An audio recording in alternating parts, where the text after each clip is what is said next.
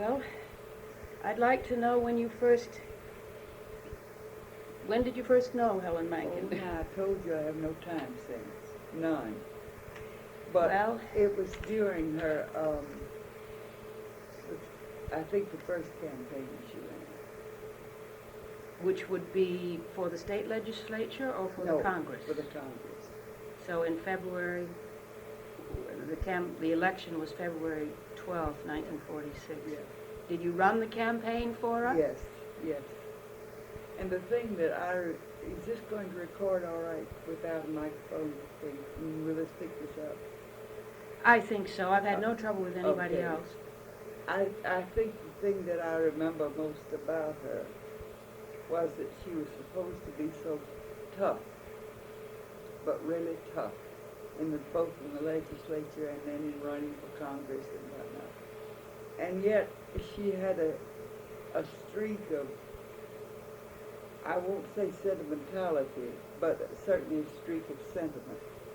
I remember we got a picture of hers, and just one of those lovely things when the photographer makes you really prettier than you really are. I've never seen anybody so pleased. She'd say, "Isn't she darling? Isn't she simply darling?" Is that the picture that was run with her ads Yes, during that campaign? Yes, I have just been seeing those pictures again because what I'm doing is combing the old newspapers, and it was a lovely picture. Well, she was so pleased over that, and never got tired looking at it.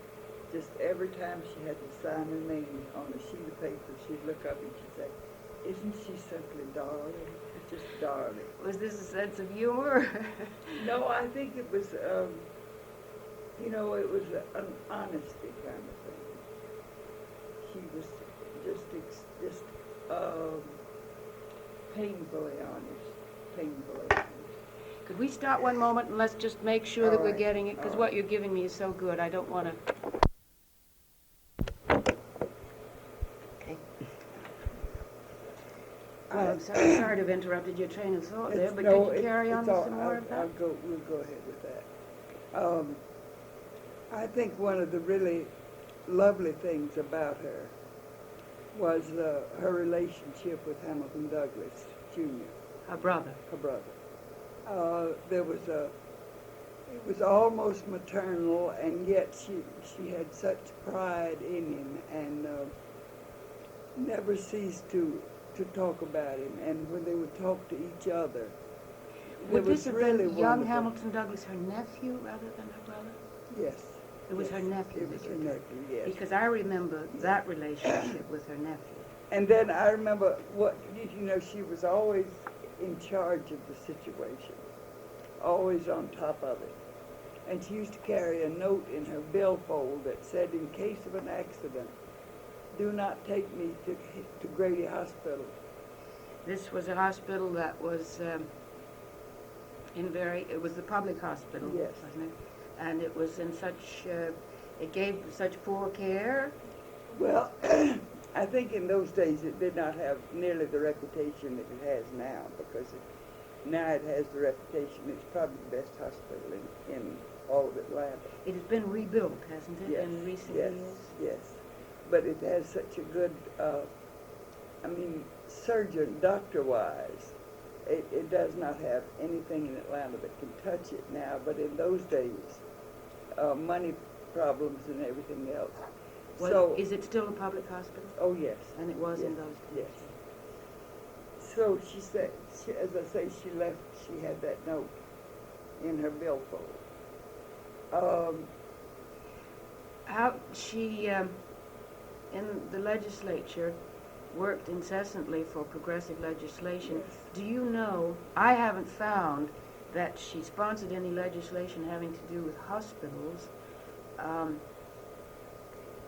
Was this just a personal thing, this note, or did she must have known that if she'd had an accident, the note would have become public.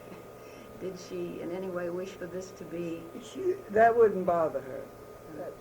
And another thing that was really a trademark was, that was quite some time ago, and women did not smoke.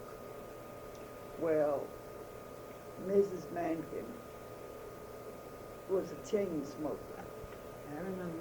And, Her grand old cigarette holder. yes, People used to say that she would light one from another, but also that she cocked it at an angle that made her look sometimes like Franklin Roosevelt. That's right. Let me see if that's enough. I think may I just go on? Please, what I wish you. She was a little like the girl with the curl. People either really loved her and admired her, or they couldn't stand her. Exactly. This Yeah. is, Yeah. I knew this before I started working on this, but the more I talk to people, Yeah. the more it becomes, this is the thing that I would like to try to understand, because when I knew her, I was one of those who loved her, Mm-hmm. and I could never understand why it was that her political peers and some newspaper men who were my colleagues were embarrassed by it. It's the only thing I can think of. Well, why was this in your... Well, because they weren't accustomed to dealing with women in politics. People were not. And she never made a concession to anybody. A concession, in what way would a concession have been required? Well, to try to say the things that people were expecting you to say. And she was having none of that. Believe me, none of that. And those who hated her, why did they hate her? well, she tended to be overbearing, you know, and she did not think that the business about the soft answer. She never accepted that one. But by the same token, people liked her because of her incredible honesty. I mean, she told you something, you didn't have to wonder whether or not she was saying it for ulterior motives or whatnot. You knew she was telling you what she thought was true. And that, and she always answered any question. Didn't matter how unpopular it was or whatnot. She would take it on. Do you think that her political peers, who were sometimes among those who hated her, did they really prefer, did they hate her because she met them on their own terms? That could be. She was and she was a woman. She was a woman's, she was, she was a man's woman. I'm not sure how to express that, because this is what I'd really like to understand about Helen, and I don't think it's possible to write her biography unless I can. Mm-hmm.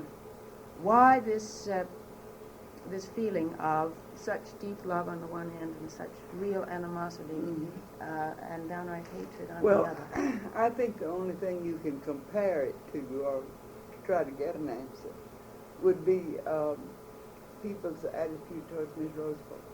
I think there's a very, very good parallel in those two people. They had a great deal in common. Can you talk to me a bit about that? Can you compare the two, and in what ways their cases were similar? Well, they were two people that were, well, of course, in Ms. Roosevelt's case, she was thrust into the limelight. And Helen actually Helen wanted actually sought it. yeah. But she was the only woman in the legislature for a very long time. Yes, I know. And but in the end, I think even people who did not like her had respect for her in the same way they did Mrs. Roosevelt, because she was all over the place, you know. I mean, horizon-wise. She, you know, if somebody said, "I'm scared to order a chicken pie for fear Helen Mankin will pop up out of it." Who said that? A friend of mine. Why were they afraid she'd pop up out of it? Because she was all over the place. I mean, she never stayed in any one place or whatnot. But she maintained a position. Once she took a position, she never changed. Just went right on saying it. And she had a technique of dealing with people that didn't agree with her. and that was she would pretend they hadn't spoken and just go right on saying exactly the same thing that she had said to make them so mad and whatnot. But it worked. It worked. Can you give me an example of how it worked? Well, I think maybe it worked more with men than it did with women. That's strange. But you see, we have to go back and put this in the Right. context of its time. Right. She was new. She was a rarity. Well, she was certainly the first woman in national politics from the South. I place her as the first. I do know that Ruth Bryan Owen Roeder was a congresswoman from Florida, but in fact Ruth Bryan Owen was originally from the Midwest, and her father had been a national figure, and she just happened to move to Florida and couldn't really be called woman of the Old South, I don't think, whereas Helen was typically a woman of the Old South. She was. And the first time, so that's the context of the times. Do you believe it was because men really, at least her political peers, really would have preferred to have her in hoop skirts? And Yes, and for God's sake, keep quiet. Let us do the talking. Let us and you do the voting. talking, and you just come along and help when you can, but preferably stay out of it. And of course, she never had any idea. Also, she was nobody's fool. And I think you'll find the people who loved her and the people who could not stand her would still say that she's a smart woman. And certainly she had the reputation of being a woman of great character. And everybody always knew where she was on any subject, to any degree or whatnot. And she was a great one for trying to educate people. If she thought she was talking to somebody that was stupid, and particularly men, she started educating, verbally. Educate. But she was basically an optimist. She still thought things were going to be better. Does this explain why she continued to fight the summer primary of 46? It was rather an ugly situation. Yes, She it won the was. popular vote, and the State Democratic Executive Committee then put her on the ballot, nevertheless, along with Yes. Davis, who had won the county unit Yes. vote. She thought she was going to be on the ballot Yeah. in November. Mhm. I suppose that one could not have realistically expected her to withdraw from the race at that time, although I have heard it said that she should have accepted her defeat and then run again in 48. How do you feel about that? And as you recall, what was Helen's... No, I think she did exactly the right thing. Because she had a firm philosophy that if you gave in to something that you did not really believe in giving in to, then you were defeated. Even if you were defeated at the ballot box or wherever, but it had something to do with her basic integrity, and she had to do it. Right. Yeah. Do you feel that that she, well, that people in Atlanta might have responded more favorably to her in 1948 had she not continued to fight throughout those 2 years? No, I think they liked her fighting. Right. Well, that's. Yeah. I'm glad to hear that. Yeah. The question I would like to ask, I don't know if you can answer it because, although you are involved in politics, she was badly defeated in 1948 by the popular vote. She didn't even get a single county unit vote. Why was she so badly defeated a mere 2 years later when she really had a great deal of sympathy with her in 1946? I really think that there's a case where people were indoctrinated with the virus. The racial situation? Yes. Well, you know, one thing I think is very something. I mean, I think it's a litmus paper test, and that was where she lived, away from the city, out in the woods.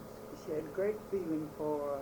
Well, if she had with living, as she would be the world's greatest conservationist. Yes, I'm sure. You know, just no question about that. But she chose to live far from Atlanta in a wooded area that was calm and peaceful and quiet. And the relationship between Helen and her husband was also something. He was very supportive. He thought whatever she did was perfectly all right and encouraged her. She financed her own campaign in 46. In fact, all the campaigns in 46. 4/5 of the campaign was financed by herself, she said, in February of 46. Did she get any contributions in the primary campaign? Not that I know of.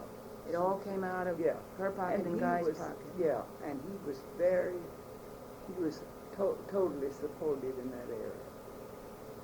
She said in November, after the final defeat in the general election, that she was broke. That's true. That is true. She was then at that point asking for public contributions so that she might wage a campaign against, not wage a campaign, but bring a lawsuit against the county unit case. And do you recall whether she actually got public contributions? Did she get? Not that I know of. You see, there again, you have to go back to the time when people were not accustomed to supporting very few people in politics. And then here was a woman. I mean, what was she doing, trying to just take over things? And she sort of, I think her answer would have been yes, I am, because I know more about it than you do. And I've been in the thick of it. But she was never the darling of the power structure, because they knew they could not handle her. She certainly was not. She was known as a liberal. She certainly had a liberal voting record that she established early on in Congress. However, it wasn't all that different from the record of Robert Ramspeck, whom she had succeeded. He had a relatively liberal voting record. Oh, yes, yes. The power structure, nevertheless, had supported Ramspeck. He was a man, and a very personable man, and also had a great deal of the same kind of integrity that she had. But they were willing to go along with him because he was so personal. In fact, he's one of the best things we ever sent to Congress. Ramspeck was. Yes. So you think that Helen simply followed in his footsteps, in effect, but was opposed by the power structure because she was a woman? She was a woman. And she never made it easy for you to come over on her side. Really. She didn't. Because she would not compromise. She would not even pretend to compromise. The compromise would have been in what way? In what way was she required to compromise? To draw back and be less liberal and less demanding and less rocking of the boat. She was a great boat rocker. Well, boat rocking now, that might have implied making changes in the racial situation. Yeah. What was her, how do you recall her stand on the racial question? In fact, there is no public, she never spoke about the race. That's right. I have no public mention and of it. I have no, I have no recollection of her ever even talking about it in private. You know, I expect she talked to Hamilton Douglas Jr. If she talked to anybody, that's who she would have talked to. She, did she make an effort to stay away from racial questions in the public? Do you think it was a conscious effort simply not to talk about it? Well, in those days, you know, we didn't talk about it. Right, I know. Let's just be quiet and it'll go away. Well, but the Talmadges and the Davises talked about it. Yes. So you could talk about it if you were a racist. That's but right. If you were a liberal, you stayed away from it. But if you were a liberal, you better just shut up. and hope it would go away. Hope it would go away. The fact is that Helen is remembered in the black community with great affection and pride. Oh, yes. Oh, Because yes. they tell me that in February of '46, that campaign, she actually came to the Butler Street Y, Yeah. which then secretly was the scene of interracial That's right. dialogues, That's later right. became publicly a scene of them. But she was the only one, they tell me, who would seek their vote, and that's why That's they voted right. for her. They That's were right. proud of the fact that she was willing to take the risk of coming there. Do you remember any of the circumstances of her going? They tell me that she came down in the dead of night. Did you know of this? No. I wonder if it was a secret that Helen kept at the time, because I'd never heard it before. Dr. Baycoat at Atlanta U tells me this. Well, then if he tells you that, it's... I think that she's remembered in the black community with great respect, and almost, affection. I would say, with greater respect Yes. and affection than in the white. What I'm finding, apart from people like you and the many others who loved her, but there is no record of Helen, and this is why That's I right. became involved in In doing the book. thing, because I just don't, I feel that somebody ought to. It should have been done long ago. And I can't understand. The AAUW got out a book last year in which she isn't even mentioned. Mhm. And all kinds of... Well, you know, I think one of the things you have to remember to put this in any kind of context is that until 1946, black people did not vote, Right. you know. Yes. And that, of course, came about when Hartsfield read the Texas decision and realized that the handwriting was on the wall. And so he did not choose to fight it. And 1946 was the first time there was any registration. See, we called it the white primary. Yes, I know. You know, yeah. I'm a Southerner, by the way, in Yes. case I didn't tell you. Yes. I'm from South Alabama. That's how I happened to get my first job in Atlanta, moving north slowly. Well, you see, that does put a whole different, because up until that time, there was no, unless somebody really wanted to make it, there was no contact, because they were not voting. And I remember very well the day that they had the first time that Negroes voted.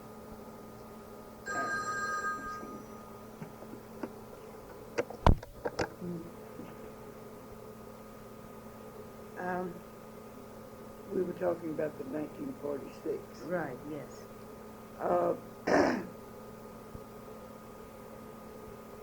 And how Negroes voted in that campaign. For the first time, yeah. You said that you were not aware that Helen had actually made the trip down to the Butler Street Y to speak to the black leaders. I thought she did it at a luncheon meeting. Well, they tell me it was at night. I'll ask Dr. Baycoat that question today. You think that she did it openly? Yes. I would suppose that that was certainly typical of her. But Dr. Baycoat says that to have courted the black vote was the kiss of death. And she might have done it. I mean, I could believe that she might have gone there at night. She never spoke about the blacks voting for her, although they called her the Belle of Ashby Street as a result of that. How did she react to this? Do you recall? Oh, she thought it was darling. She used to get the biggest kick out of, saying, you know what they call me? The Belle of Ashby Street. She was proud of Oh, yeah. any vote that she got. That's right. Who was it first called her the Belle of Ashby Street? Have you any idea? I think it was the Atlanta newspaper. As well as I remember, that's who it was. Some one particular writer? I may be wrong, and I even ought not to even guess, but my recollection is it was Bill Shipp. On which newspaper? Constitution. But I do know that Ralph McGill had a great admiration for her. And Great one. why did he never, in any of these campaigns in 46, support her? He Felt like he couldn't, I suppose. have you any idea why he felt like he couldn't? You have to go back to the times. But the Journal did support her. Yeah. And ordinarily the Constitution was much more liberal. He not only did not support her. Most people were afraid of her. They were afraid of any connection with her or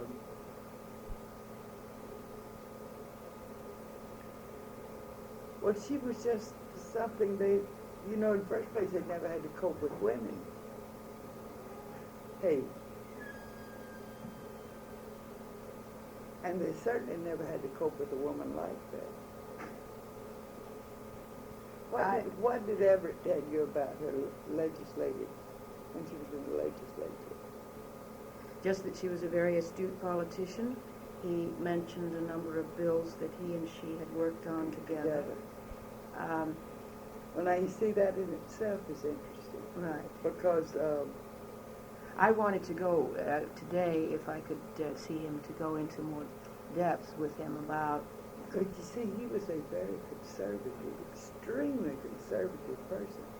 Personally conservative. Oh, yes, yes. As well as politically. He's much more liberal now than he was when he was, and see, he was over that 32 years.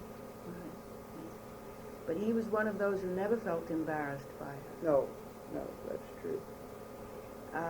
Well, that's why I'd hope to see him again, and I certainly, even though apparently he isn't coming today, I certainly do want to ask him again in more depth. I'm learning about these things as I go along. One of the questions I want to ask you, it involves the only thing that they had against Helen in the February 46 campaign. Rather, the only thing that came close to being questionable that she had done. She apparently had been fired as the city attorney for Union City because she had introduced a bill in the state legislature, to take her property on the lake out of incorporated limits of Union City. And they attempted to use this to show that, here she's a corrupt lady and you shouldn't vote for someone who did a thing like this. Do you recall the circumstances No, of this? it's very vague. I do remember that it was something, but it was never clearly defined thing. It apparently didn't get resolved in any way in the newspapers. She didn't speak about it. I mean, apparently she attempted to avoid justifying it or explaining it. Although I do find a story that says a Mrs. Glenn Rainey spoke on her behalf the night before the election. Yes. Who was Mrs. Glenn Rainey? Mrs. Glenn Rainey is the wife of Dr. Glenn Rainey, who taught I think he's still teaching over at Tech. And is she still living? Yes. Yes, she is. Is she someone whom I might speak to? Yes, and I think I have her telephone number. I remember that speech very well, because Dorothy Rainey is from South Carolina, and very much to the old South. But she had this beautiful voice, this incredibly beautiful voice.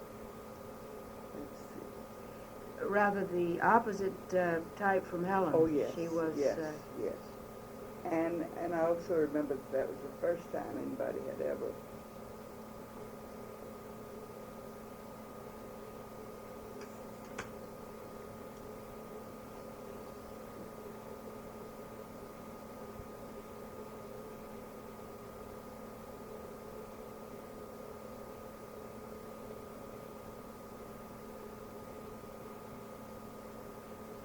No, I do not have her telephone number, but she's Mrs. Glenn Rainey.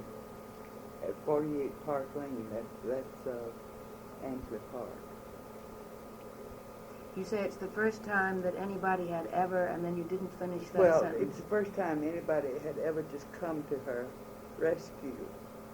And for this woman with this beautiful voice.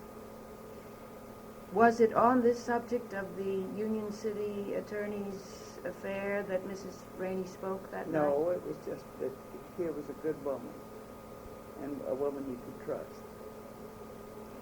Had Helen worked with her in any capacity No, before that? no, Or she was just no. someone who... Someone who knew about her.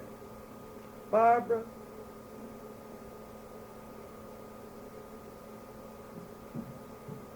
Look up the telephone. I think I have your telephone book. But would you look up the number of Mr. Glenn Rainey at 40? I think it's here, though. That's Rainey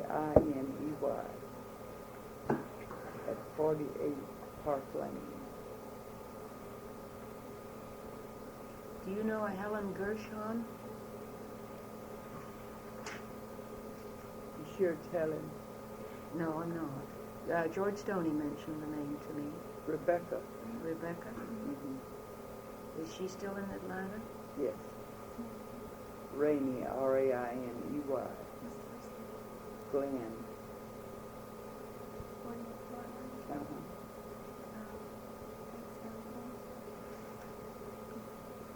I can take it down. 0501. And you really ought to call her because she's just, sheer joy to talk to because of that voice. Back to Rebecca Gershon. You know, in the later years, in the 50s, I don't know beginning just when, Helen was very active in behalf of the State of Israel. Mm-hmm. And I haven't been able to find much in the newspapers or any records about it. Have you called Southern Israelite? No, as a matter of fact. That would be a help. Is that a newspaper? Yes. Southern Israelite. Mm-hmm. Is there anybody here on that whom I might speak to in particular? They have a new editor. The editor was who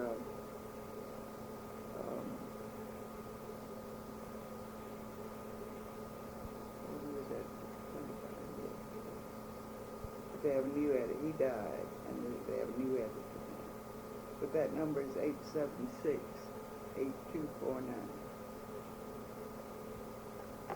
Well, I don't know if there are any records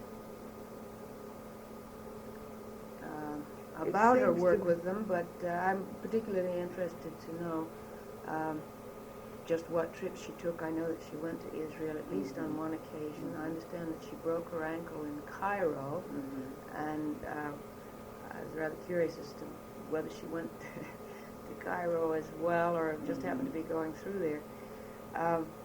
I know that in 1943 she introduced in the state legislature a resolution giving support to the creation of a homeland for the Jewish people, so that her support for this particular cause was nothing new in the 50s. That's right. But it was one of the main things that she did in public life in the years before she died. And so I'm interested in finding some records about it. Did you know Josephine Wilkins? Oh, yes. Is she still living? No, she died. Oh, is she There. dead? I think it was last week. 2 months. Oh, no. I just missed her. Well, they tell me that that she was the kind of political figure who was just the opposite from Helen. She traded on her ancestry and her ladylike capabilities, and she never attempted to, she was not the kind of assertive personality that Helen Douglas was. But do you know how Josephine Wilkins felt about Helen, and what, was she one of those who loved her? Without being able to, really establish I would say by all means she would have been a person who greatly admired her. even though her approach was so different Yeah. from Helen's. Helen's approach was different from anybody's. Was her own. Yeah. How do you evaluate Helen and some of the women political figures in Georgia since her time? There's only been one congresswoman, I believe, Congresswoman Blitch. Bitch. No, Blitch, you're Blitch, right. right. Yeah. Yeah. That's just hard to say because, you know, I don't think you really got anybody to compare her with. They didn't make the kind of mark that she made. That's right. For what reason? Well, Mrs. Blitz was a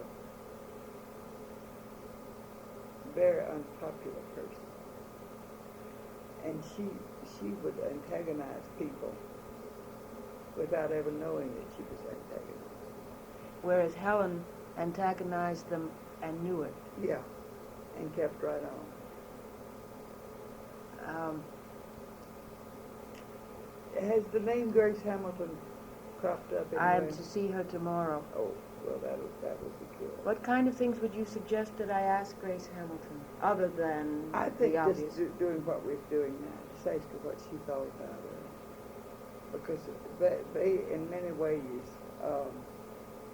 Miss Hamilton is a consummate artist of, you know, soothing the troubled waters. But she would have great admiration for a person who simply said what she thought and what she stood for. Did Mrs. Blitch not do that? Well, you heard me make that Freudian error, didn't you? Yes. Yeah. Well, it's my impression that people also thought of Helen as A bitch. a bitch. Those who hated her would have called her that, among other things. Don't you believe? Yeah, but I still say you have to go back to what it was like. And you had Helen Mankin and her directness and her unflinching courage as far as that was concerned.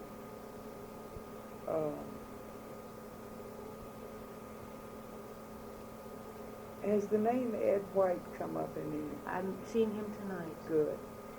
George Goodwin has kindly Excellent. arranged a meeting of several. Well, you heard about that. Yeah. And it is arranged for tonight. And Ed White is a name that I'd not heard before. Can you tell me what his connection with Helen was?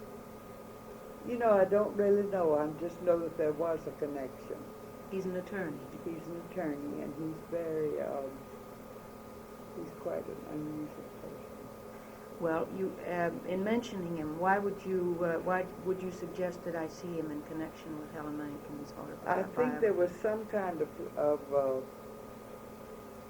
connection there. I don't even know what it was, and I said to myself the other day, why do I keep saying Shell Talkie Ed White?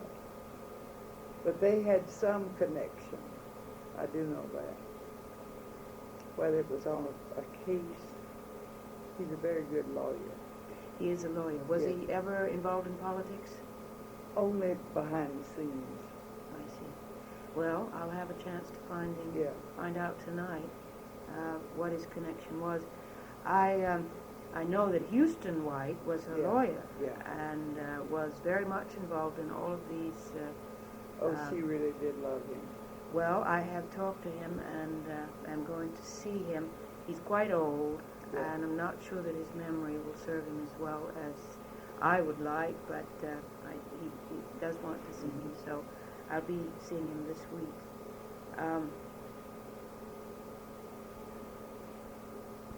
Did you work with her in the summer primary of 1946? You say you worked with her in the February election, which was the special election. Then she had to undergo the primary Yeah. in July of 46. Mm-hmm. You were involved in the advertising Yeah. that. And did you continue to work with her? You know her election went on through to the general Yeah, election, the that's write-in right. campaign. Do you have any recollection of that write-in campaign? There are people who say that that it was stolen from her, that she might Yeah. easily have won Yeah. the write-in. She Yeah. actually did get thousands of write-in Yeah. votes, which were counted. What is your recollection of that campaign? Well, my recollection was that they were not counted, and that's how they got filed. And I remember that people really, resented that as much as anything in the world.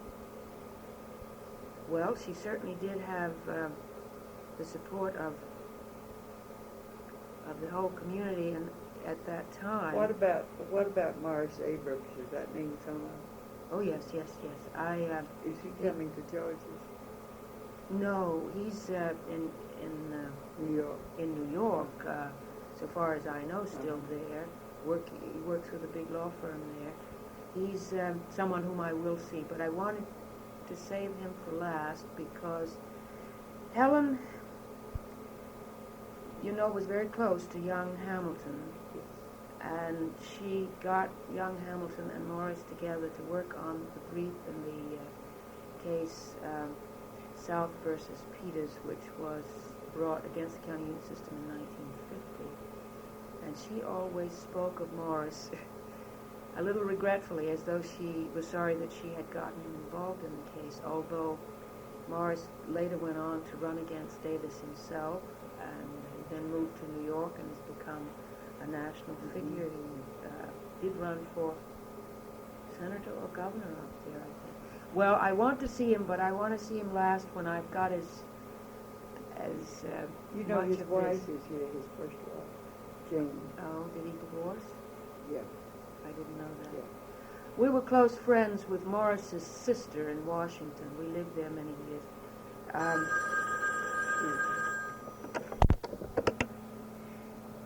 Getting back briefly to the 48 election and my question as to why she lost so badly, even though she had the sympathy of Atlantans generally because of the really raw deal in 46. You said that people were infected with the virus, and I believe you identified that as the racial virus. Yeah. Do you think that if Helen had made concessions on the racial issue, that is, if she'd said, we've got to keep the black man in his place and a few other things like that, that she might have served herself better at the polls, that she might have won more votes? No, because people would know that she wasn't telling the truth. And it would have been too much of a departure. Yes. She couldn't have lied with a straight face. That's right.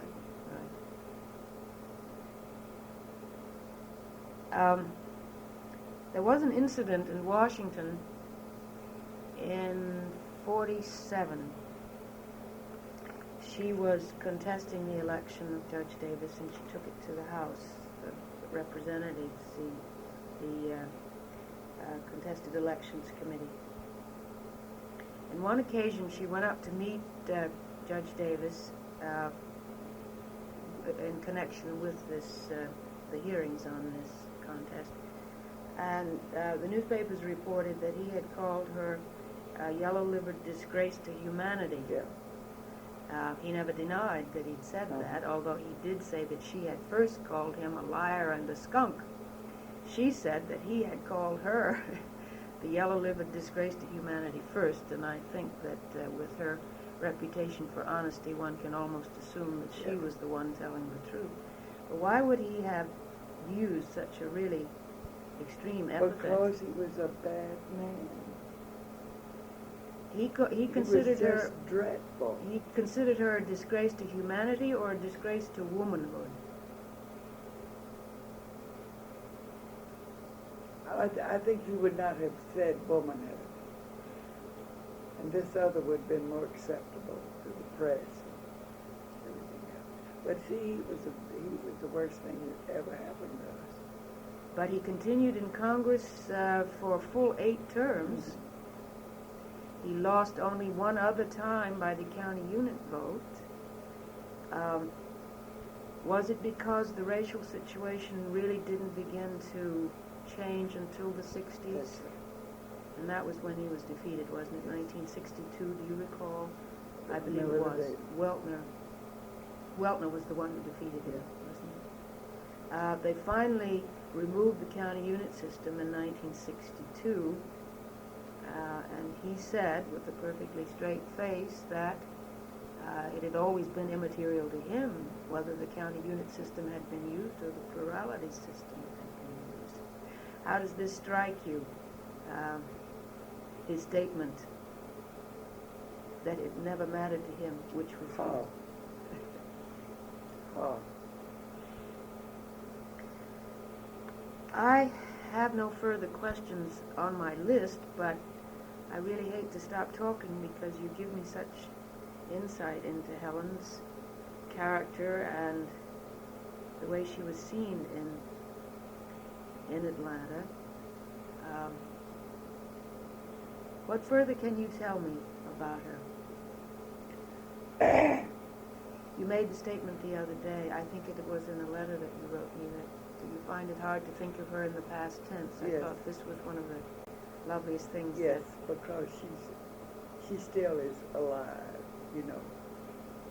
To the There has people been- who remember her. There's been no other woman from this district who has tried for Congress, That's has right. No.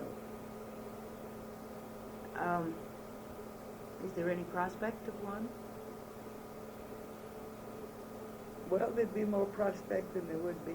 I just remembered something. You're talking about this Jewish thing. There was an organization here called Friends of Israel. And Helen was a member of that group. And I remember that we heard from somebody in the State Department that Truman was going to sign the thing that afternoon. So we took a chance. And the first telegram that Truman received was from Atlanta. On the creation of the State of Yeah. Israel? Mhm. That would have been in 48. Yes. Now, it was from Atlanta. Did Helen have anything to do with it? She was in the. I remember the meeting. It was in First National Bank, and I remember her being there and giving very great support. Were you yourself involved Yes, in this as well? Mm-hmm. And I had the worst time in my life because I had always, gone on the premise that the Jewish people were like everybody else. And after I worked at that group, I had to change my mind. They weren't. They were better. They were the best group I have ever worked with in my life. It was appreciative and a clearer understanding of what it was they were trying to do. I know I spoke of Helen's interest, which had been shown in the state legislature in 1943, but otherwise, what prompted her interest, which was very strong in supporting the State of Israel? What prompted her interest, in your opinion? I have no idea. She just knew it. She knew this group existed, and she just kind of showed up. She sought them out. Yeah. Mm-hmm. She was a speaker on several occasions in the years after she stopped running for Congress, and one of the speeches that she gave was to a Jewish women's group here in Atlanta, but it was on general political issues. Mm-hmm. It didn't. I remember she was calling for the admission of China, of Red China, to the UN, which was in the early 50s, and almost no one was doing it. Yes. She was a pioneer. Everett Milliken used that word. He said would she was use a that pioneer in the search for good government at a time in Georgia when there was very little of it. That's right. And that's one of the best quotes I have about her. And it seems to me that you ask what he thought of her, it seemed to me that summed it up in that interview that I they're had with him. the two strangest people to ever get together. I'm sure about But they were devoted to each other. Yes. In case I don't get to see him because of his health while I'm here, do you have any recollection of circumstances under which they became close? For instance, he gave her advice, he said, And in she her would first take it election from to the him. state legislature. Did he encourage her to get into the race, or was it her own idea and she sought him out? Do you have any No, I notion? think it was both. I think it was, she was going to do it anyway, but she did talk to him about it. Was he already in the state legislature at that He was time? there for 32 years. I don't have the date that he got in. I do know that she got in 1937. He was apparently in and out of the legislature, sometimes was defeated in 19... One session of the legislature. At which point he said that Helen introduced the Sunday baseball. He, being a church supporter, had not wanted Sunday baseball, and he thought it was a joke. Now he thinks it's funny. But you don't have any notion of the circumstances of their relationship, other than the fact that they were close. They were close in a very sort of wonderful way. Because he is not somebody who gets close to people, and then neither was she. And for them to come arm in arm, was really just incredible. Well, I remember in covering the state legislature myself in those years that he was very close to her, and this was the time at which I was encountering and not understanding the snickers that her name would arouse among newspaper people and her political peers. And I would listen to it and say to myself, why is this? And this is the question I'm trying to answer now. Well, I'm afraid I'm doing more talking than you. What else can you tell me, Miss Bullard, about her? Well, I keep trying to put her in the context of her time. And people were just not ready for it. Here, a woman who spoke her piece, who smoked. And I think that they did. I think that basically the papers did not know what to do about her. And she was a new person. Was there feeling that she... Thank you, sir. That she was not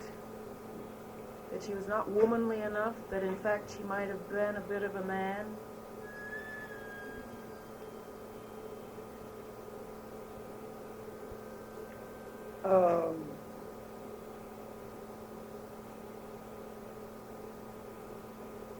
Yes, I think that's true. She was competing with men, and we just didn't do that in those days. Just plain didn't. The feeling that she was an oddity. Yeah. That she was too odd. Too odd. Mm-hmm. Without even being an odd couple. Well, as we know, who were close to her, she was very close to her husband. But there was a feeling, I think, correct me. No, I know she... what you're going to say, and it's true. That she dominated him. But she dominated him only because he wanted to be dominated. Well, he was a very good man himself. Yes, He needed a woman to take care of him, but he didn't need to be dominated. And wasn't there a child involved? There's a son. Yeah. By his first marriage. Yeah. His first wife had died up in Maryland. He was a native of Virginia and around Falls Church. And I believe the wife had died of typhoid in the early 20s. Young woman. And the son, Guy Mankin Jr. I have talked to him, by the way. And there was, I don't know if you know this, and I'll tell you about it and ask you if you know, that Guy Jr., after the war, he was in the Merchant Marine, had bad eyes and couldn't get in the Army, but served for a long time in the Merchant Marine, and was away during most of the 46 campaign. He went north, went to New Jersey in 47, I believe, and met a girl who was Catholic. Helen had a very strong feeling against Catholics, and She sure did. I'd like to ask you, refer to that again.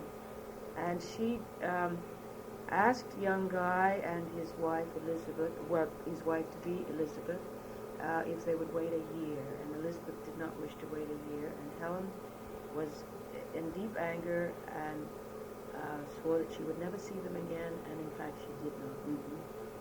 And this was the cause of deep bitterness on the part of young Guy, whom she had raised since he was about 8 years old. She'd been very And close sort to of him. considered him her child. She did, Yeah. indeed, and often spoke of him as though he were her natural child. They were so close.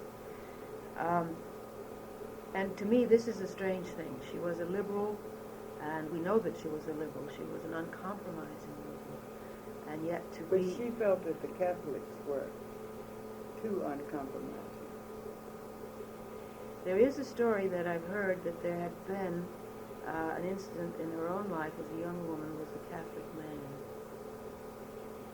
who had abided by the wishes of his family and had not married Helen because she was not a Catholic. Do you know anything of this? I never heard that. Never heard it? No. It's the story that young Guy Jr. Yeah, well, I would, whatever you said, I would accept. Right. Although, to me, it's really out of character for Helen to have done this. I know it's a fact that she never saw him again, and Guy Jr.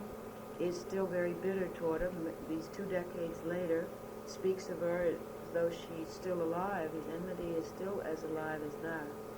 And in a way, it's not difficult to understand because, according to young Guy, Helen did not allow Guy Sr. to see the children, young Guy's children, although Helen died and the young Guy was reconciled with his father after that.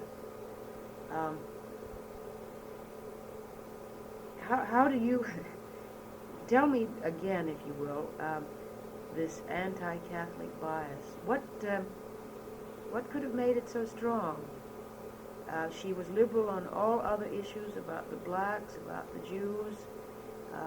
Economically, she was pro-labor. But why would she have been anti-Catholic?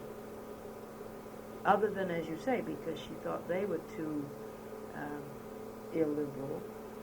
But is that sufficient explanation, do you think?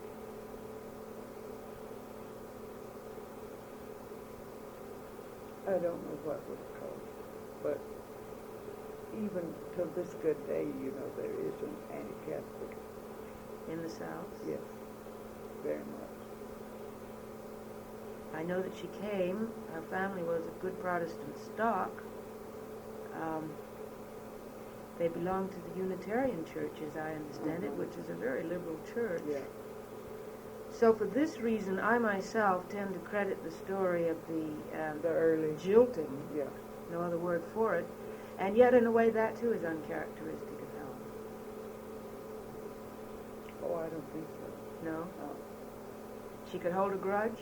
She could hold a grudge, and particularly a grudge that she did not feel was well-founded. Yes. A jilting could certainly Yeah. have been. Yeah.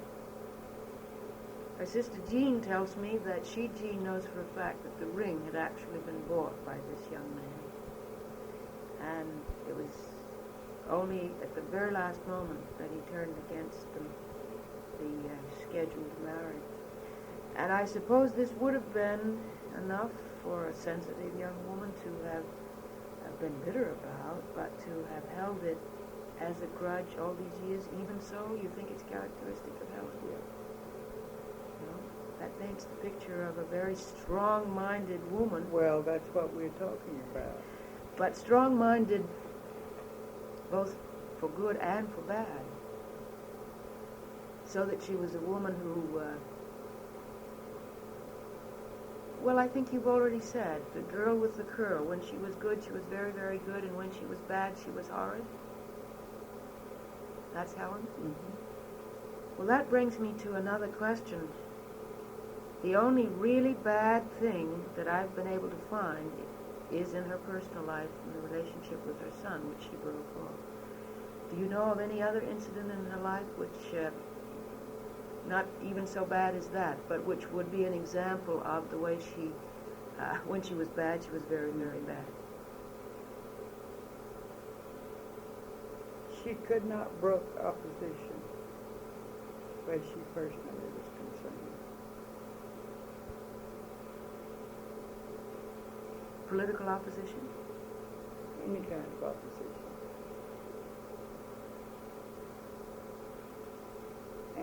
And defeat was just, that was just something that was unheard of. I mean, she did not take defeat very easily. Well, we know that in 46 she fought, and she had something to continue fighting against, that almost anyone would have continued fighting under the circumstances. In 1948, when she was beaten on both the county unit and the popular bases, how did she take that defeat? Were you in her presence there at that time? Did you also manage that campaign? Yes. And she went around and started that night. She started getting everything that had to do with the election, and threw it out the window. Is that why I can't find any papers? I think that's probably very true. I've been unable to find any papers, and I thought perhaps her husband and the wife whom he married, would have been his third wife, had destroyed them. Do you think Helen herself destroyed them? I know she did. I saw her do it. Yeah. 14th floor of the First National Bank building? Mm-hmm. Ripping them up first? No. Just threw them out because she did not want anything to remind her. Very afraid of it. Because Helen on a rampage was something to behold. Her son, Guy Jr., when I saw him a few months ago, described scenes of her childhood that he had been told about, which are something just like what you told me about, a rampaging, but when she was very, very young. So that it must have been something she was born to be. Well, there again, it would have been both good and bad.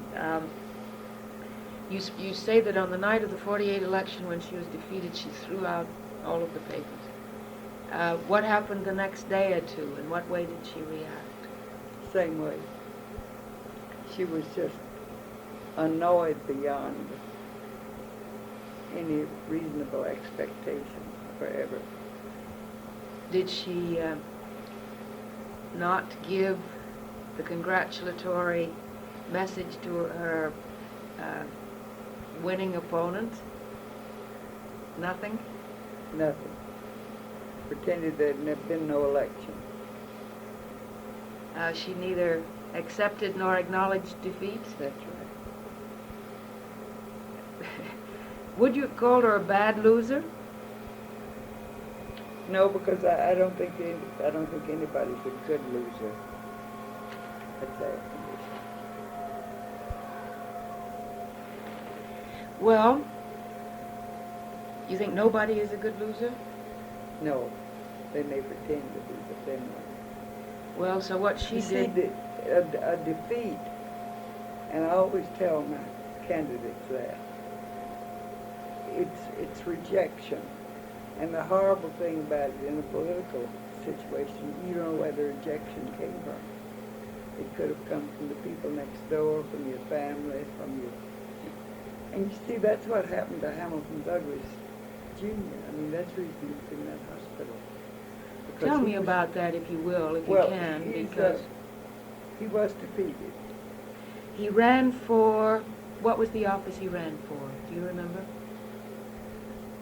Was it judgeship? It was a judgeship. And some people never recover from it, but his is the most obvious case, you know.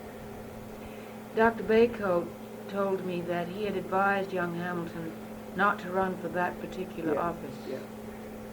You don't recall the year that this occurred, do you?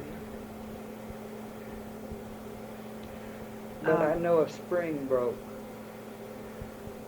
as far as he was concerned, and he never recovered from it. You say that Hamilton Jr. Broke as a result of his defeat, and was it his only campaign for office? No, he had been, he'd been on the city council. No, it was his first defeat. He'd won other elections. Yes. And he was a good friend of Mayor Hartsfield. And I remember one night he was introducing Hartsfield, and he said, they tell us that Atlanta has a weak mayor form of government. God help us if we ever get a weak mayor. It's pretty good. But he really was a charmer. He was a, bless his heart. He is, as you know, in the Augusta Hospital. Yes. Mrs. Smith called about him just the other day since I've been here, and his wife Margaret says that he is getting worse. Well, that's what I've been hearing for a long time, that he's not going to make it. Oh no, apparently they knew from the beginning Yeah. that it was a terminal. But I thought it was so wonderful to get him over there because it was really just almost too much for her. Oh yes. Just the mechanics. Right, it would have been a tragedy if could not have been cared for in such a place. Well, at least the one thing that one good thing that the public was able to do for him. For me, it's a great pity that he's not alive, because I think he would have been able to give me more help perhaps than almost anybody else, because I know that he remained very close to her. Hamilton Douglas was not, as I said, he was on the brief in South versus Peters, which is the case against the county unit system that Helen was instrumental in bringing in 1950. It was decided once again in favor of the county unit system at the Supreme Court level, and it wasn't until 1962 that the case was finally successful in striking out the county unit system. But Hamilton Douglas was not on that brief. You don't know the year in which he became as ill as he is, but I thought that it was after 62, and I've been wondering why he was not on that brief, along with Morris Abrams. You don't know anything of the circumstances? Morris would have to tell you that. Well, I think that I have many questions that are floating around in my head, but I can't settle on which of them.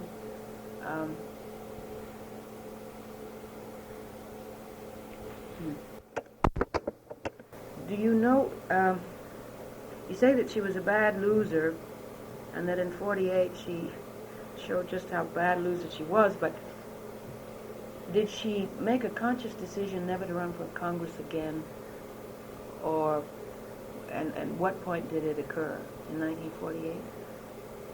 Did she articulate this to you? Yes, to the top of her voice. That she would never run Yes. again? The people didn't deserve it. That's the way she put it? Yeah.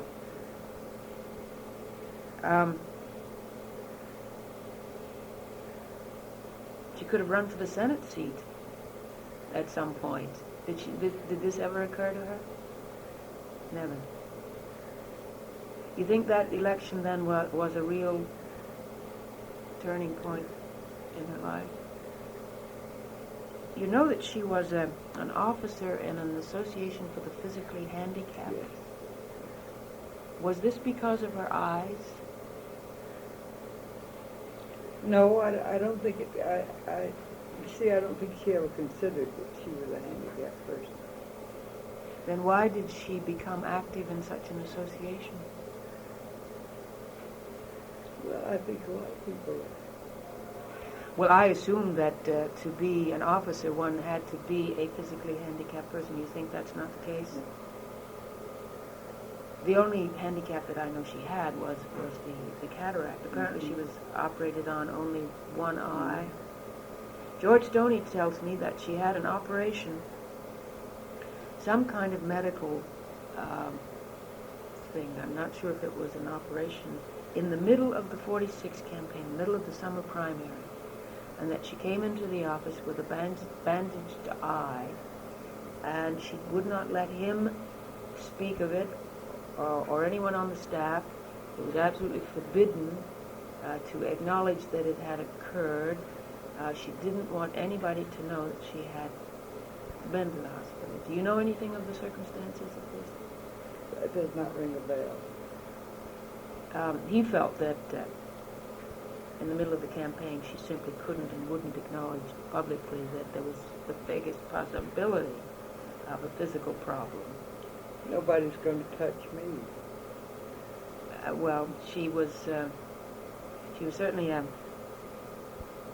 woman who would never have given up, and I'm sure had she not run afoul of the automobile, she would have lived to a ripe old age just simply by force of will.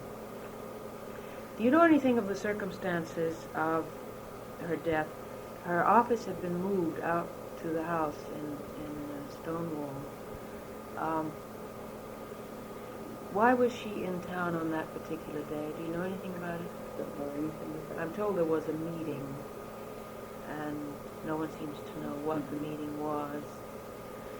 It's not a major point, but I would like to, as many details as I can get, I need.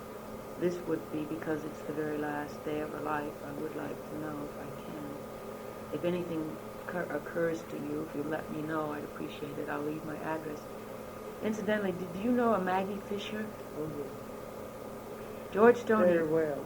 George Stoney referred me to Maggie Fisher, who's been living in New York many years, and said that I should get in touch with her because she would have much more active memories of Helen Mankin than he, George Stoney. Mm-hmm. But she wrote that she was unable to recall anything and that she was moving from New York. And she mentioned your name. I think it was the first I'd heard of your name. What was Maggie Fisher's connection with her? Do you know? I don't know.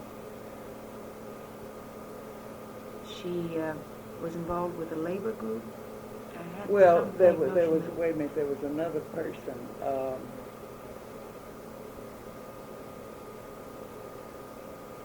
she was from Virginia, and her name was Lucy Randolph Mason. Yeah. Ah, that's it. She was very active in the CIO, voter education. That's right. Oh, two other names I will ask you about, and then I suppose you're getting tired. I should stop. John Griffin and Robert Thompson. Were they people who would have been involved in any of the elections in 46 or 48? To your knowledge?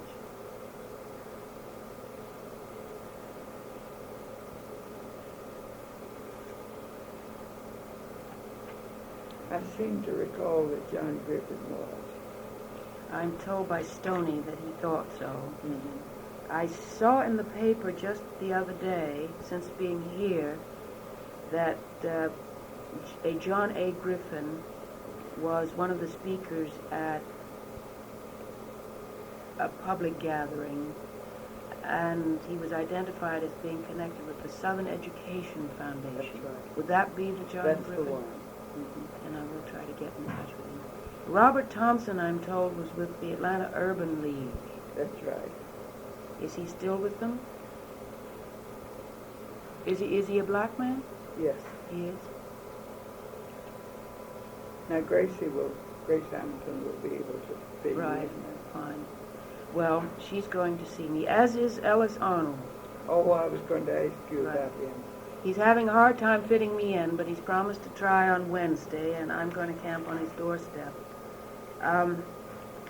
Ellis Arnold is on record, at least in those days, public statements speaking of Helen as someone whom he valued highly as a fellow politician.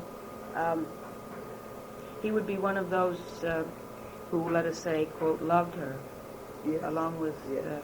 Milliken. Well, tell me about the jingle that was used in the campaign against Tom Camp in 1946. He was an employee of the railroads before resigning to run for Ramsbeck's unexpired term. What was the jingle? The only thing I remember was that it was a kind of a very vicious kind of thing. And What- it was also one of the first times that jingles had ever been used in a campaign. Where was it used? On the radio? Yeah, Whose composition was it? I don't know. Wasn't yours? No. Have you any recollection of what the tune was, what the words were? No, but Tom Camp could tell you. Oh, why? Well, he would remember it. Oh. Did it, I had just kind of assumed that it was something about I've been working on the railroad, or working for the railroad, perhaps. I think it was for the railroad. You say, you use the word vicious? Mm-hmm. You don't know whose idea it was? No, I don't. And Helen permitted it to be used? Well, you don't. Encouraged it? You don't permit. You just, if anybody's going to do it, they're going to do it. You recall in what way it was used, that is, to introduce her speeches, or little spots in Helen's favor? I don't think it was. Do the radio stations keep records of these things? No. They don't have records of speeches that are given. I know that Helen said that she'd given about 7 or 8 speeches during that campaign, and I haven't yet called the radio station to see if they have them on record, but you think there's no possibility? You yourself don't keep, what kind of records do you keep of the campaigns that you have been an advertising agent for? Do you have any records of the campaigns that you ran for her? No. Because I keep very little stuff. Once a campaign is over, Yeah. the records go out the window. Yeah. I'm going to have to bring this to a Right. close because I've got to go down.